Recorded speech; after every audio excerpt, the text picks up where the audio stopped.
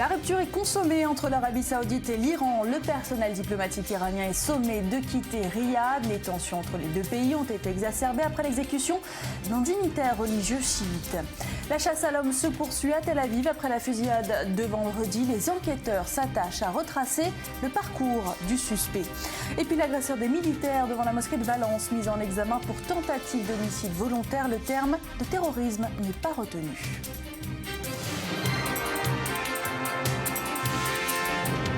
Bonjour, bienvenue, nouveau journal sur I24 News, 48 heures pour quitter le territoire. C'est l'ordre qui a été donné aux diplomates iraniens se trouvant en Arabie Saoudite, car Riyad a annoncé la rupture de ses relations diplomatiques avec l'Iran après les violences suscitées par la décapitation d'un dignitaire chiite. Sur le terrain, les tensions sont encore vives. La police saoudienne a essuyé des tirs dans le village natal du cheikh exécuté. Explication, Jonathan Serrero. Relations rompues entre l'Arabie Saoudite et l'Iran, la coupe est pleine, l'attaque de l'ambassade saoudienne à Téhéran conjuguée à l'annonce par Riyad de l'exécution du chef religieux chiite Nimer Bakr al-Nimer a poussé les autorités du royaume à couper les ponts avec leurs homologues de la République islamique. Je tiens à vous informer tout d'abord des agressions commises contre notre représentation à Téhéran. Au regard de ces attaques à répétition, le Royaume a décidé de rompre ses relations avec l'Iran. Les représentants de Téhéran ont 48 heures pour quitter le pays. Conséquence de cette décision, les officiels saoudiens en poste à Téhéran ont eux aussi fait leurs valises pour retourner dans leur pays. L'annonce de l'exécution de l'opposant à la dynastie des Al Saoud a fait souffler un vent de protestation dans les rues de la capitale iranienne, mais aussi au Yémen, en Irak, au Liban, ainsi que dans tous les pays à majorité chiite. Le chef du Hezbollah, Hassan Nasrallah, considère lui cette exécution comme une déclaration de guerre faite aux chiites. L'Arabie Saoudite a sans doute pris à la légère la force de la nation islamique. L'exécution du cheikh Nimer est une déclaration de guerre et un événement qui ne peut être pris à la légère. Les tensions observées ces dernières 48 heures entre Riyad et Téhéran ne datent pas d'hier. Lors de la bousculade meurtrière qui s'était produite à la Mecque en septembre dernier, l'ayatollah Ali Khamenei avait pointé du doigt les failles de sécurité mises en place par les autorités saoudiennes pour accueillir l'afflux de pèlerins réunis pour célébrer la fête du Hajj. Le mouvement de foule avait tué près de 700 personnes et blessé 90 autres. Et l'Iran accuse Riyad d'aggraver les tensions dans la région. Justement, quelle peut être la portée de cette décision drastique? On a posé la question à Christian Mallard.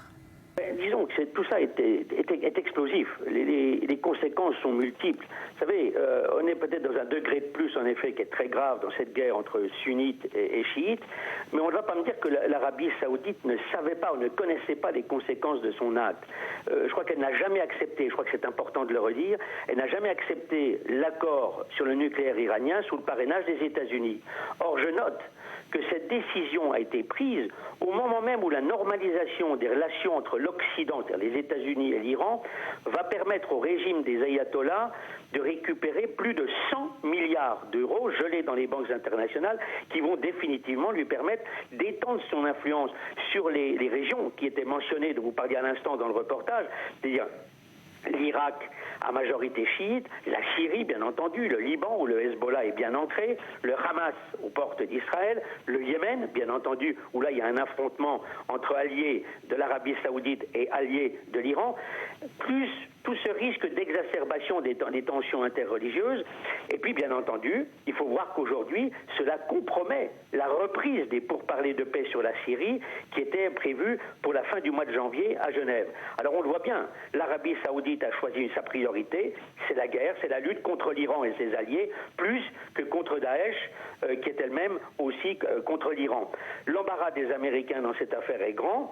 Je les vois mal rebattre les cartes. En tout cas, ce qui est clair, c'est que plus que jamais aujourd'hui, l'Occident, les États-Unis sont pris dans un étau plus qu'explosif entre Arabie Saoudite, chef de file des sunnites, et Iran, chef de file des chiites. Dans le reste de l'actualité, la chasse à l'homme se poursuit en Israël après la fusillade de Tel Aviv qui a coûté la vie à 2 Israéliens. Un suspect arabe-israélien âgé de 29 ans est activement recherché. Son téléphone portable a été retrouvé dans la cour d'une école à Tel Aviv. Les enquêteurs s'attachent désormais à retracer son parcours. Plus de détails avec Myriam Aman. Le parcours pour l'instant semble très simple, en tout cas à partir du moment où il a commis son attentat, c'est-à-dire qu'il sort de ce magasin bio, vous savez, sur Dizengoff, sur l'avenue Dizengoff, il tire vers un bar et vers des passants et puis il s'enfuit vers Even Gvirol, c'est l'une des artères principales du centre de Tel Aviv, là où se trouve la mairie et notamment la célèbre place Rabin. C'est là qu'il monte dans un taxi, ce même taxi dont il assassinera plus tard le chauffeur, il abandonnera le corps du chauffeur sur le bas-côté et continuera sa course. Et on retrouve effectivement son téléphone portable à Ramat Aviv, qui est une banlieue du nord de Tel Aviv. C'est une élève d'une école qui a retrouvé son téléphone portable, qui rentre avec le vendredi. Elle pense à ce moment-là que c'est quelqu'un qui l'a perdu. Et samedi, des appels sur le téléphone en arabe. Et puis les parents découvrent à la télévision le nom du terroriste, le nom qui correspond au nom du portable. Et c'est là donc qu'ils remettent ce téléphone à la police. Et la trace se perd de ce terroriste à Ramat Aviv qui ne lui est absolument pas inconnu. Pendant des années, il y a travaillé d'abord dans un magasin de légumes où il était livreur de légumes, et ensuite ce magasin a été converti en magasin bio, comme celui duquel il était sorti sur la rue Dizengoff. Il continue à y travailler pendant des mois. Le magasin ferme et ensuite il a fait des travaux à Ramat Aviv dans une rue notamment qui jouxte là où le téléphone portable a été retrouvé. Donc Ramat Aviv est un lieu qu'il connaît très bien, cette banlieue de Tel Aviv. Le quartier, il le connaît, sans doute qu'il a réussi à trouver une planque de laquelle il n'a pas bougé depuis 3 jours. La traque se poursuit. Évidemment, lui connaît bien les quartiers, mais maintenant que les policiers et les enquêteurs connaissent bien son parcours et son passé, il sera peut-être plus facile de remonter jusqu'à lui. On en vient à cette nouvelle menace de l'État islamique. Cette fois, c'est la Grande-Bretagne qui est en ligne de mire. La preuve en est cette vidéo mise en ligne par les djihadistes montrant 5 exécutions, un avertissement directement envoyé à Cameron. On voit ça avec Océane Nicole. Daesh continue de menacer les pays occidentaux.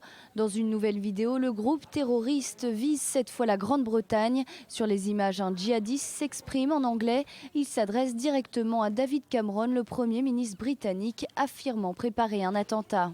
Il est étonnant d'entendre aujourd'hui un dirigeant insignifiant comme toi contester la puissance de l'État islamique. Nous allons continuer à mener le djihad, à franchir les frontières et un jour nous envahirons votre territoire où nous allons gouverner selon la charia. Après ces menaces, le document de propagande montre l'exécution de 5 hommes présentés comme des Syriens et accusés d'espionnage. C'est le Centre américain de surveillance des sites islamistes qui a signalé cette vidéo. Depuis le début du mois de décembre, la Grande-Bretagne soutient militairement la coalition et bombarde les positions de Daesh en Irak. Depuis des semaines, la coalition internationale a nettement intensifié ses frappes contre l'État islamique.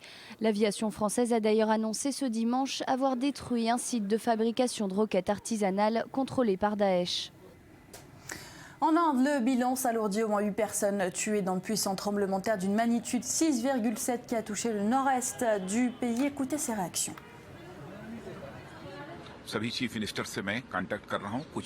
Je suis entré en contact avec les différents ministres des États touchés par le tremblement de terre. Je peux vous dire pour le moment que la situation est sous contrôle et étant donné les dernières informations, il n'y a pas besoin de s'inquiéter. Lorsque nous avons été prévenus, nous avons alerté toutes nos équipes de secouristes et 2 équipes sont actuellement dans l'avion pour venir nous porter secours. 90 personnes sont attendues en renfort. Et on en vient à ces derniers développements concernant l'attaque de militaires à Valence. L'assaillant a été mis en examen pour tentative d'homicide volontaire. Le mot terrorisme n'est pas retenu. Mise en examen pour tentative d'homicide sur personne dépositaire de l'autorité publique. C'est l'inculpation de l'homme qui a foncé ce vendredi sur des militaires en faction devant une mosquée. Il est environ 15 h quand une voiture immatriculée en Savoie se dirige à vive allure délibérément sur des soldats français. Les militaires ont d'abord évité la voiture de justesse avant qu'elle ne fasse marche arrière pour revenir à la charge. Très vite, les soldats ripostent et blessent le conducteur. Un militaire est blessé. Un fidèle musulman qui sortait de la mosquée a lui été blessé à la jambe par une balle perdue. L'automobiliste de 29 ans est toujours hospitalisé sous le régime de la garde à vue à l'hôpital de Valence. Le parquet écarte la piste terroriste malgré la découverte sur son ordinateur de vidéos et d'images de propagande djihadiste. L'homme, qui n'était pas connu des services de police, aurait donc agi seul. Le procureur se penche également sur sa santé mentale. Il pourrait présenter un syndrome dépressif. Les enquêteurs s'interrogent aussi pour savoir si son acte était prémédité, auquel cas son inculpation sera requalifiée de tentative d'assassinat. Et c'est la fin de cette édition, merci de l'avoir suivi. Je vous retrouve dans 20 minutes pour un nouveau journal, soyez au rendez-vous.